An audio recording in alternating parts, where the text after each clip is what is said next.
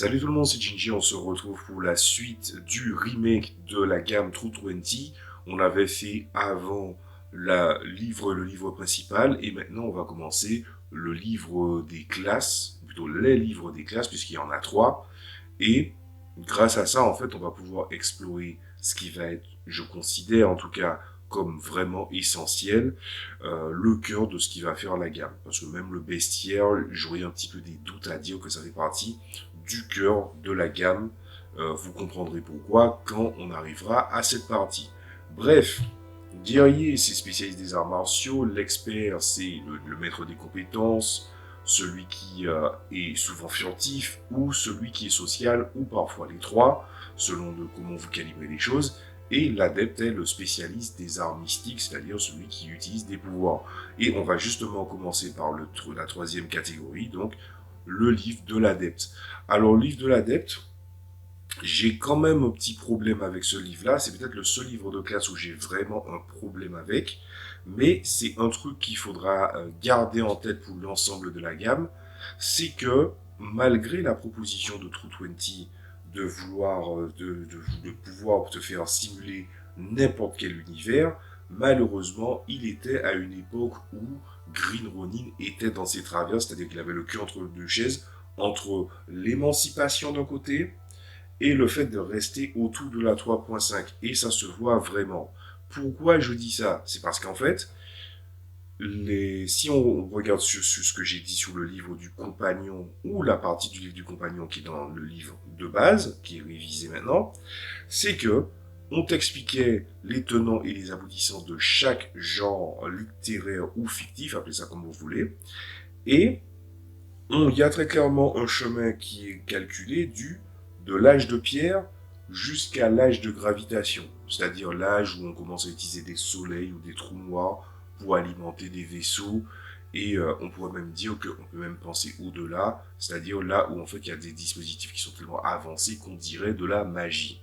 Alors pourquoi il y a un problème vis-à-vis de ça? C'est parce qu'en fait, l'énorme problème que True 20 possède, c'est que il reste attaché au Simili 3.5 dans le système des 20, reste très ancré sur la fantaisie, et le livre de l'adepte prouve encore ça, puisque on sent vraiment que il y a un chemin ésotérique qui est fait, mais il n'est pas pensé pour être fait sur un très long terme. Est-ce que c'est parce qu'il y a une philosophie aussi on pense que le surnaturel c'est quelque chose en fait qui doit être resté dans une espèce de strate du passé ou dans des bas âges? Ça serait une erreur de penser ça, puisqu'il y a beaucoup d'univers qui te permet en fait de voir que le surnaturel peut se trouver à toutes les époques. Et que même si il vient avoir une explication, même dans un monde par exemple de fantasy futuriste, du pourquoi, du comment, du parce que, le surnaturel y a sa place. Voilà, c'est le seul livre des trois livres de classe qui ne va pas exactement à tous les âges. Voilà. Alors, je parle de ça parce que c'est ce que j'ai observé, mais est-ce que ça va vous déranger? Ça sera à vous de voir. Disons juste que on voit qu'une partie des propositions en fait s'arrête à la fantaisie, plus est à la fantaisie médiévale, et je trouve ça fort dommage. Voilà. Alors, de quoi ça parle exactement? Donc je vais faire vraiment une version condensée, on va faire très très peu de temps sur le livre des classes. Ce que vous devez savoir, c'est que il rajoute des backgrounds, parce que c'est vrai que j'ai parlé des races à un moment donné, mais les races, c'est ce qu'on appelle des backgrounds, le truc est condensé en un seul, et en fait, ça veut dire que si vous jouez dans une campagne assez terre à terre, où par exemple il n'y a qu'une seule espèce et c'est l'espèce humaine, le background, c'est-à-dire l'origine de votre personnage et l'aspect racial sont hissés au même niveau. D'ailleurs, j'avais parlé du fait comment le jeu était généreux par exemple, en donnant peut-être la possibilité de donner à des gens des feats en fin de truc si jamais tu en as envie. C'est pas écrit dans les règles, mais ça va pas casser le jeu pour autant. De même que, par exemple, si vous voulez donner des trucs qui donnent des points de caractéristiques définitivement, vous pouvez. Mais il y a un truc aussi que j'ai oublié de dire, c'est que, en vrai, imaginez que, par exemple, vous voulez faire un personnage qui soit métisse d'une espèce et une autre. Tout ce que vous avez à faire, par exemple, c'est même pas, par exemple, vous embêter à faire mélanger les backgrounds. C'est juste que vous prenez les deux côtés. Par contre, si par exemple il y a des espèces qui ont des niveaux de lag, ben à ce moment-là, ce qu'il faudra faire, c'est, si c'est une espèce métissée, c'est automatiquement s'aligner sur le niveau de lag le plus haut et de mettre plus 1. Voilà, c'est comme ça que j'ai trouvé comment régler le truc et je trouve que c'est quand même assez efficace. Et pour ceux qui auraient des réticences ou qui viennent sur cette vidéo-là en ne sachant pas de quoi je parle, je vous invite à regarder la vidéo précédente qui parle du livre de base. Et s'il y a des gens qui ont peur, par exemple, que oui, mais ça veut dire que, par exemple, si mon niveau de lag est de 4, ça veut dire que il y aura un écart de 4 niveaux par rapport aux autres joueurs. Est-ce que je n'aurai pas l'impression d'être plus faible, etc., etc. Pas tout à fait. Tu ne seras pas faible. Tu auras des forces qui seront ailleurs et qui ne seront pas nécessairement chiffrées, comme justement on est dans le livre de l'adepte, le niveau effectif d'adepte. Si ton niveau effectif d'adepte n'est pas forcément élevé, ben c'est pas forcément grave. Et puis aussi, il y a certaines espèces où le niveau effectif d'adepte est calqué justement sur le niveau global par exemple. Donc il y a plein de moyens où les choses peuvent venir s'équilibrer. Voilà. Alors, qu'est-ce qu'on peut dire sur le livre? Bah déjà, on commence par les backgrounds, évidemment, qui donnent une certaine quantité de trucs distractifs pour pouvoir commencer. Pas forcément des choses qui versent dans le fantastique et du côté racial, c'est vraiment du côté d'origine. Voilà. Ensuite, il y a évidemment des rôles, mais il y en a très très peu. Ça, il faut le retenir pour les 3 livres de classe. Il y a très très peu de rôles, c'est-à-dire des classes inventées, mais ils vous montrent certains paramètres et souvent ils sont hybrides, c'est-à-dire que ils sont le mélange entre un rôle où principalement dans le livre où il est principalement le rôle de la catégorie mentionnée, et ensuite il a un autre aspect de celui des autres classes, mais dans une proportion beaucoup plus mineure. Voilà. Mais pas forcément vraiment minime. Du coup, une fois qu'on a ça et ça, il y a d'autres trucs qui rentrent aussi en paramètre, c'est que dans le background, il y a un énorme alignement dans le background, puisque c'est probablement le livre qui a le plus de background pour une simple et bonne raison, c'est que tu es aligné sur des pouvoirs surnaturels, des capacités, peu importe l'origine ou le type, est-ce que c'est psionique, est-ce que c'est chamanique, est-ce que c'est ésotérique, est-ce que c'est divin, etc., etc. Il existe énormément de choses. Et en plus de ça, ils expliquent les backgrounds ésotériques en s'inspirant beaucoup de l'ésotérique réel. Ce qui veut dire qu'il n'y a aucune classe qui est, on va dire, superficielle. Elle explique un peu la nature ésotérique de manière très, très, comme d'habitude, épurée, condensée, efficace. Elle vous dit, voici les pouvoirs typiques, ça. Voici les pouvoirs barrés, ceux que tu ne peux pas avoir, ça. Et en sachant aussi que je crois que le livre, il prend en compte les données de pouvoir qui existent dans le livre de l'adepte, ce qui est plutôt une bonne chose parce que les livres ne sont pas forcément communicants sur les feats ou les pouvoirs de l'entièreté de la gamme. Voilà. Vous allez voir que ça va avoir son importance après. Mais en tout cas, c'est généreux, ça donne beaucoup de choses. Ensuite, il y a aussi évidemment la notion de compétence. La notion de compétence où en fait, il y a 2 compétences qui sont surtout mises en avant. La première compétence, c'est l'alchimie, qui est tout simplement le mélange de ressources et ensuite on le fait évoluer, on fait des potions avec différents effets. Et l'autre qui est directement lié à l'astrologie, et pas l'astronomie, même s'il peut y avoir un lien entre les deux sur certains settings, ou par exemple selon l'alignement des étoiles, des planètes et aussi de certains phénomènes, on peut développer certains pouvoirs ou certaines réactions, certaines lectures du monde. Alors, malgré le fait qu'ils ont rendu ça assez essentialisé pour la partie alchimie, c'est-à-dire qu'ils ont décidé de faire les choses vraiment resserrées le plus possible et aussi de manière vulgaire, on va pas se mentir, c'est pour permettre à la personne qui viendrait à être meneur de jeu à avoir un système d'alchimie qui est abordable. les pouvoirs, en fait, de toute façon, il faut retenir ça dans tous les jeux de rôle. Et même tous les jeux de rôle, et tous les RPG, en sachant que je parle de tous les médias possibles. Jeux de société, jeux vidéo, jeux de rôle, wargame, si dans le wargame il y a un truc comme ça, il y a toujours un problème avec ces éléments suivants. L'alchimie, la cuisine, et tout simplement tout ce qui est conception liée tout simplement à la chimie et la science, etc., etc. Pourquoi? Parce que en fait, il faut faire un système qui est abordable, des ressources à disposition collectibles qui sont à portée de main et qui ne vont pas venir en fait faire suffoquer le jeu parce que les joueurs vont ramasser tout à tort et à travers. Combien de joueurs ont déjà ramassé des choses en pensant que c'était utile et n'ont jamais eu d'utilité dans une campagne? Ça arrive très souvent.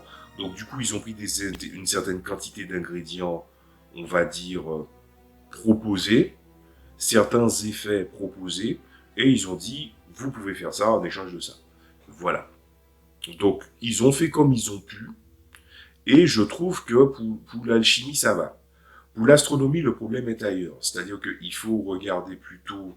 pour l'astrologie, le problème est ailleurs, puisque en fait, est-ce que le meneur de jeu pourrait être capable de gérer la pression, de connaître suffisamment son monde, et que le joueur connaisse suffisamment le monde, pour que les effets donnés par les connaissances des planètes et des astres, etc., etc., puissent avoir une incidence sur le jeu.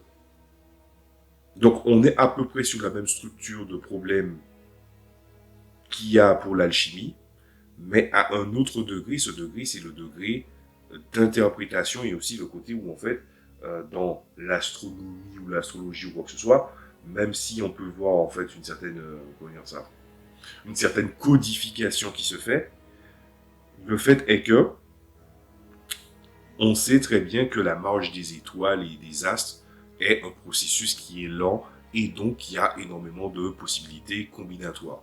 Voilà. Pour ceux qui sont fatigués là, ce que je veux dire par là, c'est que comme il y a énormément de données qui pourraient être prises en compte dans ce type de compétences, alors que ce n'est jamais qu'une compétence, ça peut paraître lourd pour le meneur de jeu. Voilà, c'est bon, j'ai rectifié. Voilà. Ensuite, au niveau des feats, des feats, forcément, il y a des feats en général et il y a des feats qui sont spécifiques à l'adepte, souvent orientés vers la magie. Il y a des feats qui vont venir, en fait, aller dans le prolongement de feats d'adeptes qui existent déjà dans le livre de base. D'autres qui sont nouveaux et qui vont, en fait, donner un petit peu on va dire, de matière à votre personnage. Et il y a aussi d'autres qui donnent tout simplement des éléments situationnels qui vont se greffer à des pouvoirs en particulier. Donc avoir des feats qui se greffent à des pouvoirs, je trouve que ça fait un peu beaucoup, mais c'est peut-être une critique que j'aurais à faire, c'est que dans la 3.5, il y a des mécaniques de dons, puisque les feats et les dons étaient mélangés entre guillemets, qui alourdissait le jeu, je trouve, dans les jeux 3.5 comme Pathfinder ou Donjons et Dragons 3.5 édition. Et avoir amené certains de ces feats, en sachant que tu gagnes un feat par niveau, venir mettre cet élément-là de mécanique de gameplay, même si d'aucuns diront que oui, mais bon, les données additionnelles, c'est optionnel, si tu ne les maîtrises pas, ne les ajoute pas, ça fait quand même un peu lourd, je trouve. Donc ce qui va se passer, c'est qu'on a ça, et puis ensuite on ajoute la partie des pouvoirs, et la partie des pouvoirs c'est un véritable festival, c'est-à-dire que tout ce qu'ils n'ont pas mis possiblement, qui existait dans les données du Donjons et Dragons 3.5, ils les ont mis en équivalent. Je trouve ça un peu nul. Il y a certains trucs qui sont technologiques et certains trucs qui sont de science-fiction, etc., etc., mais on va pas se le cacher. Ils se sont dit, quels sont les pouvoirs qu'on n'a pas mis et qui étaient dans la base de livre 200 et ils les ont mis.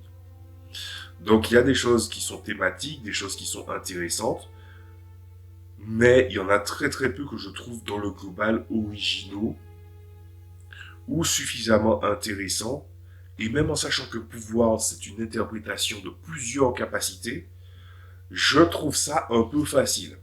Voilà. Je peux même aller jusque-là en vous disant que, si on est sur la même veine que 220, le power profile de Mutant and Masterminds que l'on a disponible là est aussi mieux géré, enfin, aussi mieux géré, c'est un mauvais terme, mais il est mieux géré, et bien mieux géré, que le système de 220. Bon, après, il y a un écart, on va pas se mentir, il y a un écart de 1 an, etc., etc.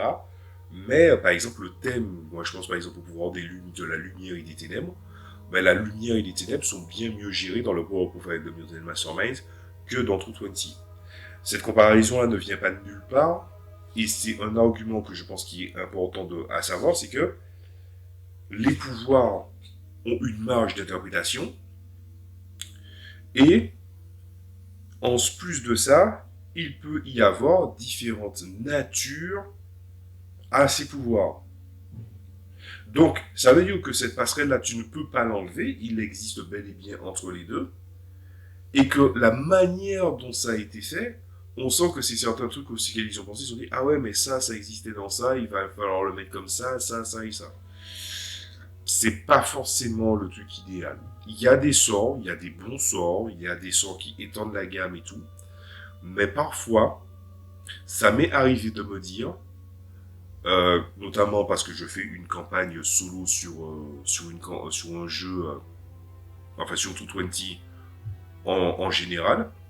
Enfin, quand je dis en général, c'est-à-dire que cette campagne-là, elle prend en compte l'intégralité des données qui sont disponibles.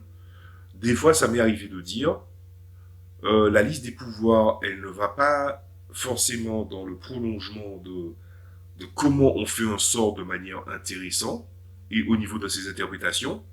Et si je crée un pouvoir à partir d'autres ressources, si j'en ai, et si j'ai une idée très claire du pouvoir, comment l'aligner?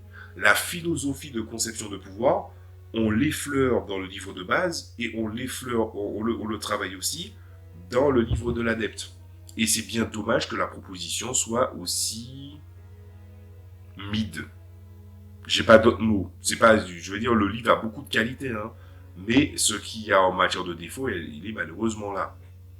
Et puis ensuite, en matière de ce qu'il y a encore de disponible, il y a évidemment l'arrivée dans le livre de l'adepte de nombreuses convocations. C'est-à-dire que il n'y avait pas beaucoup il n'y avait pas de données de convocation. Tu peux convoquer des créatures de tel plan, de tel truc. Ben, ils ont tout mis pour ajouter. Donc ça veut dire que le livre de base n'a pas forcément beaucoup de matériel pour le convocateur, voilà, mais inventer un pouvoir pour le convocateur, je pense que c'est assez important où on peut potentiellement le faire, quoi. Par exemple, là, j'étais en train d'imaginer dans ma tête au moment où je vous en parlais de comment faire, par exemple, une convocation possible. Par exemple, ça aurait pu être sans avoir à faire de test. Mais par exemple, imaginez que vous voulez faire une convocation qui a vraiment une marge réelle. Ben, par exemple, vous demandez de lancer un D20, la difficulté de base est de 15, et l'excès de points dans la réussite permet de dire une créature de quel niveau vous arrivez à invoquer. Je trouve que cette mécanique-là, c'est une vision assez orientale des choses, puisque ça ferait plus penser un peu à des invocations du style comme on en voit dans des RPG à la japonaise, où tu peux rater une invocation et puis faire une invocation qui est minuscule, et puis en fait, après, tu peux invoquer un gros truc, du genre un truc qui ressemble presque à une divinité, quoi, une espèce de titan. Et je trouve que cette mécanique-là, par exemple, je serais capable de l'insérer dans 220, mais c'est pas le propos. Ensuite, règle optionnelle, bon, il y a pas mal de choses, hein, c'est-à-dire déjà le rituel, la notion de rituel, c'est-à-dire les sorts dont les effets augmentent sur le long terme. Il y a aussi les capacités de lieu de pouvoir, il y a les enchantements, il y a pas mal d'autres choses à voir, comme par exemple, là je vois par exemple qu'il y a des données supplémentaires comme les organisations, il y a les runes, il y a les trucs surnaturels du style, par exemple, imaginez vous faites de l'exorcisme ou des trucs à la Supernatural, la série Supernatural, et vous devez trouver le vrai nom de la créature que vous avez invoquée pour pouvoir la bannir, etc., etc. il y a ces règles-là. Voilà. Alors, il parle des organisations des adeptes, mais la vraie structure, et c'est le défaut que je trouve aussi aux 3 livres, c'est que s'ils viennent à parler dans les autres livres de classe de comment fonctionnent les organisations ou les organisations dans lesquelles on peut trouver, le véritable livre qui traite en long, en large et en travers le fonctionnement des organisations et aussi de comment elle peut être composée, comment elle peut être pensée, c'est le livre de l'expert. Voilà. Donc une fois ceci dit, il y a une partie comme d'habitude qui vient vous dire comment adapter des sortilèges des ressources 3.5 pour Newton and pas Newton and Masterminds, pour True20, excusez-moi. Le lapsus est facile, mais il n'en demeure pas moins que pas mal de choses ont déjà été mises. Et en fait, pourquoi je considère que c'est un défaut? C'est parce qu'en fait, quand tu fais un pouvoir et que les pouvoirs ont plusieurs interprétations, l'interprétation, c'est les interprétations que tu proposes, mais le meneur de jeu aussi peut permettre aux joueurs de trouver des interprétations thématiques qui sont vraisemblables. Sauf qu'il faut garder en tête ce qui a été fait et savoir quel jet a été fait. C'est pour ça que, par exemple, quand je viens à inventer des pouvoirs, je laisse des traces, je fais des dossiers et je note différentes choses. Mais, quand tu viens à adapter systématiquement ce qui existait dans la 3.5 parce que tu as une partie, tu as le cul entre deux chaises dans la 3.5, ben, ça te donne l'impression que tu as fait de l'essentialisation pour avoir mis une capacité que tu aurais pu mettre simplement dans le jeu. Alors que factuellement, c'est pas le cas. Parce que le système des dégâts et le fonctionnement des chiffres ne fonctionnent pas exactement pareil. Mais c'est pas seulement que ça laisse une impression, c'est aussi que on se rend compte à quel point, en fait, on peut dire ce qu'on veut sur les donjons et dragons, les Pathfinder, des choses comme ça, mais beaucoup de sortilèges en amont ont été pensés par des game designers pour montrer, en fait, une certaine richesse dans les pouvoirs surnaturels, la magie, des choses comme ça, et que toi qui viens à l'adapter et qui va venir les condenser ou les simplifier ou les faire fonctionner différemment, c'est la question que j'aurais aimé dire aux gens qui ont fait travailler dessus, c'est quelle est votre marge d'originalité dans tout ça? Il est où l'étincelle? C'est pour ça que je comprends un petit peu ceux qui ont True20 et puis parfois ils viennent à des moments où ils commencent à un peu se lasser de True20 parce que True20 propose quelque chose dans le grand large mais ne va pas à fond dans ce qu'il y a à faire parce qu'il faut quand même rajouter ta sauce. Tu peux pas juste adapter. Tu dois projeter aussi. Et attention, en matière de connaissances théoriques, la projection, elle est forte. Mais dans l'exécution des possibilités, malheureusement, ça reste limité. Voilà, c'était mon opinion sur le livre des adeptes. Bon, vous avez vu, il n'y a pas de notation spécifique pour chaque supplément. C'est tout à fait normal. C'est parce que quand je parle d'un jeu, je parle de la structure de la gamme dans l'idéal. Donc voilà. Alors, est-ce que le livre est indispensable? Bien sûr que oui, il est indispensable. Il vient rajouter certaines choses. Est-ce que les règles optionnelles valent le coup d'être utilisées?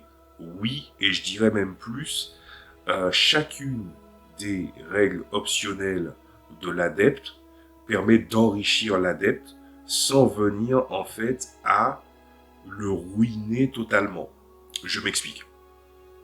Quand tu travailles sur les rituels, les runes ou les choses comme ça, c'est des éléments qui sont des règles optionnelles, mais qui, au passage aussi, relèvent de mécaniques du même type que les capacités spéciales que l'on voit dans le champ pour les monstres ou pour les compétences. Donc, quand tu vas venir créer un adepte et que tu as des capacités, ben c'est vrai que même si tous les personnages ont une ressource commune, le guerrier et l'expert commencent avec une marge de progression, on va dire, beaucoup plus enrichie. Et en plus de ça, les capacités qu'ils ont vont avoir un certain caractère d'immédiateté. C'est-à-dire que, comment expliquer ça en étant efficace? La magie, dans les jeux de rôle, donne une accessibilité à des capacités, dans les grands jeux d'action-aventure, donne accès à des capacités qui augmentent ta marge de possibilité. Donc, ils augmentent ton horizontalité, ta capacité à faire plein de trucs. Sauf que la ressource commune de tous les personnages de True 20, c'est la fatigue. Quand tu progresses dans ton niveau d'effectif d'adepte, dans tes capacités, tu dois faire tes tests de fatigue. Un personnage, de parce que la ressource en fait commune, c'est la fatigue, tu montes la constitution. Et ensuite, d'autres caractéristiques, je crois qu'il y a des caractéristiques dans les sauvegardes, je crois que c'est la volonté qui vient se greffer en plus, te permet en fait de lancer souvent des sorts, et en montant de niveau, tu vas moins ressentir les effets de la fatigue, parce que tu vas souvent réussir tes tests contre la fatigue.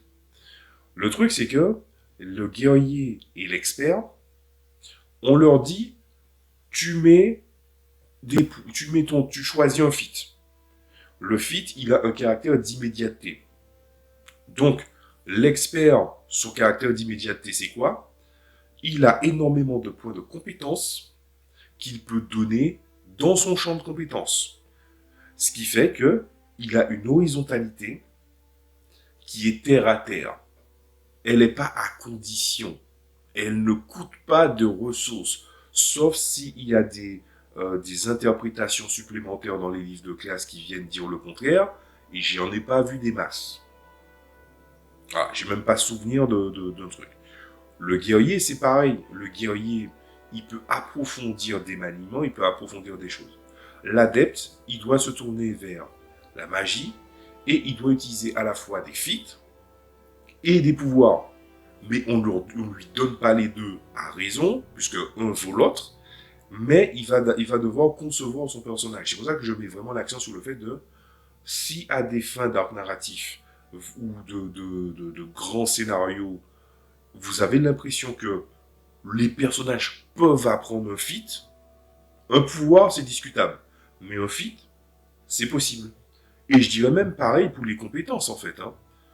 Tu vois, tu as des points de compétences et tout, et puis en fait, si par exemple tu veux le faire un petit peu à la The Elder Scrolls, où tu vois que par exemple la personne elle a vraiment beaucoup réussi ses tests de linguistique, ben, donnez-lui 2 points en linguistique et c'est bon. Et en sachant qu'il y a les runes, qu'il y a les connaissances des noms, que tu peux faire des rituels, et surtout dans des campagnes où par exemple il peut y avoir de la géopolitique, qui a de la place pour des combats de grande échelle, que le livre du guerrier explore d'ailleurs, ou que tu vas pouvoir affronter des organisations, que le livre de l'expert te propose d'ailleurs. Toutes ces choses-là vont venir faire en sorte que chacun va avoir son champ de compétences associé. Et je pense que la raison pour laquelle les livres les livres de classe approfondissent chaque aspect, c'est parce que, de manière empirique, il y a moyen, dans des campagnes où en fait tu donnes énormément de possibilités aux joueurs et tu les mets dans un monde de malades enrichi, ou par exemple des fois tu as envie de faire un grand monde avec une grande géopolitique, à la, je sais pas moi, Game of Thrones, faire quelque chose de fort, où il y a de la place pour des intrigues ou des choses comme ça. Dans l'absolu, les adeptes deviennent des ritualistes, c'est-à-dire des gens qui arrivent avec d'autres mages, d'autres gars avec des capacités spéciales, à créer des phénomènes qui viennent à protéger, à nuire, à altérer pas mal de choses. Le guerrier, lui, il va être sur le front, il va être capable de gérer plusieurs armées, plusieurs personnes, des véhicules, des choses comme ça, le tout dans un temps narratif qui sera légèrement déformé. Et de l'autre côté, tu as aussi le livre de l'expert, qui te met en avant les organisations et quels sont les meilleurs administrés et les meilleurs gestionnaires, les meilleurs chambellans que sont les experts. Parce qu'ils sont polyvalents, ils peuvent coordonner, ils peuvent être efficaces. Très souvent, dans les jeux de fantasy classiques concernant les classes, la classe qui arrive très souvent à se distinguer en tant que leader, C'est une classe qu'on dit hybride, c'est-à-dire qu'elle a un peu de magie, qu'elle a une caractéristique forte et une valeur forte, et qui a une place au combat. C'est souvent le paladin ou quelque chose comme ça. Mais, dans la philosophie qu'il y a autour de True 20, la personne qui arrive le plus facilement à s'en sortir et à se tirer l'épingle du jeu en tant que leader, c'est l'expert. Voilà. Après, évidemment, il peut y avoir des espèces de vieux sages qui peuvent faire office de leader. Donc, je dirais que s'il y a une hiérarchie, ça serait en potentiel de leader, expert, adepte, guerrier. Ce qui change un peu de la dynamique habituelle. Voilà, c'est tout ce que j'avais à dire là-dessus. C'est un livre que je considère indispensable.